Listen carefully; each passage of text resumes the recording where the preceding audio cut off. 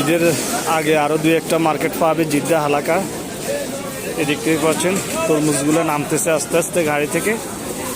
সাম্মামের হারেসটা বিশেষ করে রাত্রে হয়, আর তরমুজের যে হারেসগুলো এগুলা রাত্রে গাড়ি থেকে মাল নেমে এইভাবে সাজিয়ে রাখা হয়।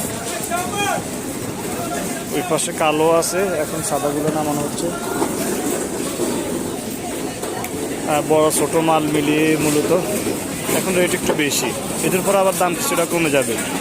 তবে আপনাদেরকে জিদ্দার হালাকার যে তরমুজ বা সাম্মাম এগুলার মিষ্টির ব্যাপারে 100% গ্যারান্টি দেওয়া যায়, কারণ হচ্ছে আমরা নিজেরাও প্রত্যেক দিন হাঁটাহাঁটি করে নিজেরাও নিজেদের মাল কিনি, পাশাপাশি নিজেরাও খাই। তো আমরা এখানে দেখছি প্রচুর মিষ্টি এখানকার তরমুজগুলো।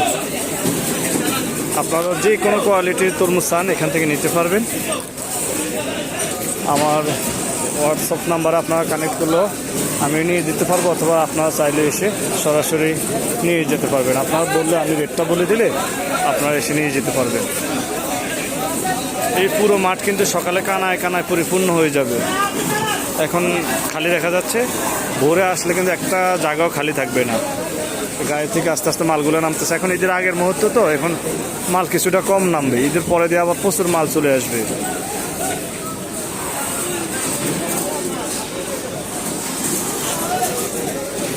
এই সাম্মামের হারেস চলতেছে। সাম্মামের হারেস পাইকারটা রাত্রে হয়, আর হারেসটা হয় সকাল ফজরের পরে দিয়ে। আর তরমুজটা রাত্রে গাড়ি থেকে নামানো হয়, হারেসটা হয় মূলত ফজরের নামাজের পর পরে।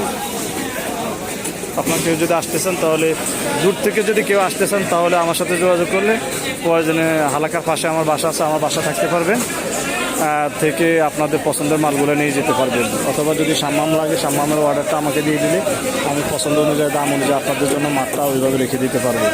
আর তরমুজটা সরাসরি আপনারা নিজেরা এসে পাইকারে অংশগ্রহণ করে নিতে পারবেন। এটা হচ্ছে জিদ্দার সবচেয়ে বড় হালাকার মার্কেটটা।